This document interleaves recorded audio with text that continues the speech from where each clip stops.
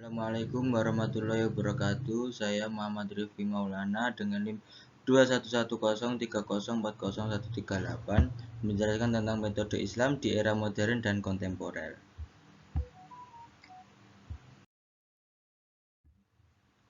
Modern merupakan sesuatu yang terbaru, sedangkan kontemporer adalah sesuatu pada masa kini. Dari definisi tersebut, modern dan kontemporer memang serupa, namun dari segi pola masyarakat, sebenarnya kedua garis gaya itu berbeda. Modern didasari oleh karakter masyarakat yang rasional, perancangannya fungsional, dan bentuk penolakan terhadap ornamen-ornamen masyarakat yang berlebihan. Manusia tidak lagi dilihat sebagai sesuatu yang masif dengan ragam pekerjaannya, namun dilihat dari fungsi manusia itu di tengah masyarakat yang lain.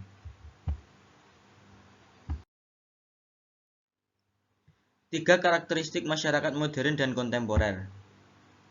Satu, peradaban baru oleh revolusi komunikasi. Pada zaman modern saat ini, masyarakat modern sangat membutuhkan komunikasi dan informasi yang dikembangkan, alhasil peran alat komunikasi modern mempengaruhi karakteristiknya.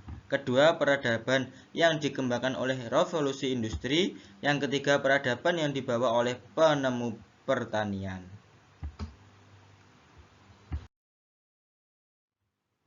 Islam kontemporer timbul melalui kritik Al-Jabiri terhadap nalar Islam, yakni tentang kaidah menjaga tradisi lama yang baik dan mengambil tradisi baru yang lebih baik.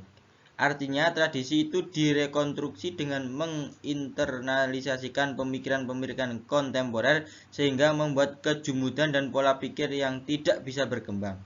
Untuk menjawab itu, semua nalar Islam harus dirasionalkan. Rasional yang dimaksud adalah menjadikan tradisi lama lebih kontekstual dengan kondisi kekinian. Kita kemudian nalar Islam itu harus direkonstruksi agar dapat menghubungkan antara objek dan subjek kajian. Maksud Al-Jabiri hal ini dilakukan agar didapatkan pembacaan yang holistik terhadap tradisi.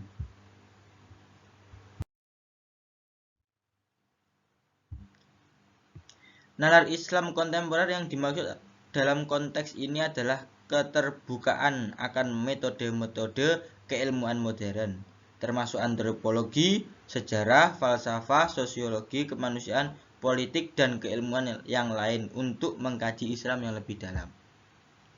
Mau tidak mau, umat Islam saat ini hidup pada milenium ketiga, maka sudah saatnya melek terhadap segala perkembangan zamannya.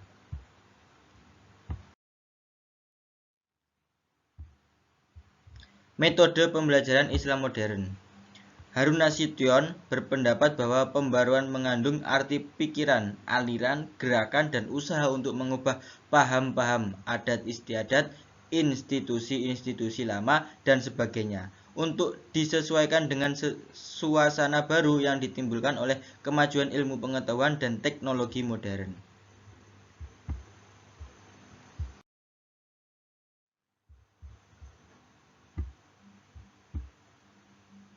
3. Metode pembelajaran Islam modern. 1. Sistem pembelajaran Islam modern. Sistem pembelajaran keseluruhan dari komponen yang berinteraksi dan berintoleransi beberapa komponen, yang termasuk diantaranya yaitu 1 siswa, 2 guru, 3 tujuan, 4 materi, 5 metode, 6 sarana atau alat, 7 evaluasi, 8 lingkungan atau konteks. Dan yang kedua, metode pendidikan Islam modern.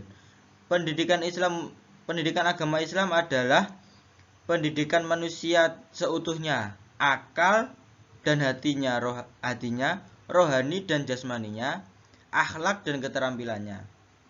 Pembelajaran pendidikan agama Islam yang dimaksud adalah pendidikan agama di pondok pesantren. Yang ketiga, pembaruan pendidikan di pondok pesantren. Pondok pesantren merupakan lembaga pendidikan Islam tumbuh secara diakui oleh masyarakat Indonesia dengan menggunakan sistem asrama. Aspek lain yang menjadi concern dalam pembaruan pesantren adalah reorientasi. Kurikulum sebagai salah satu komponen pembelajaran. Kurikulum memegang peran penting dalam proses pendidikan serta merupakan suatu rencana kegiatan yang memberikan pedoman kepada pengajaran.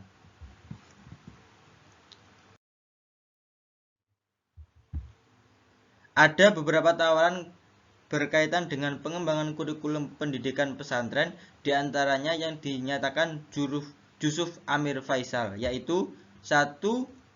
Kelas ibtidai menekankan pada pembelajaran ilmu keislaman dan ditambah dengan keterampilan dasar. Yang kedua, kelas sanawi menekankan pada pembelajaran ilmu keislaman dan keterampilan terapan. Yang ketiga, aliyah menekankan pada pembelajaran ilmu keislaman dan aliran pemikiran ilmu Islam berupa implementasi nilai Islam dalam kehidupan berbudaya. Dan yang terakhir, kelas tahasus menekankan pada keahlian keterampilan khusus pemecahan dan aplikasi nilai Islam dalam kehidupan dan kebudayaan.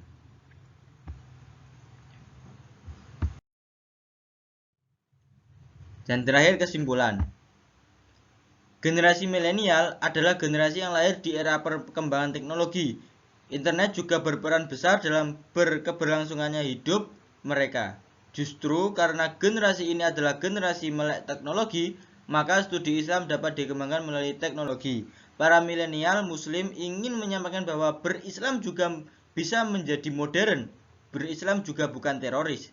Mereka terbuka dalam bergaul, hidup berpendidikan tinggi, dan survive dalam dunia modern. Mereka dilahirkan dalam keadaan Muslim sekaligus dalam dunia modern, membuat mereka menjadi generasi yang terbuka dan juga sekaligus tidak kehilangan identitas keislamannya.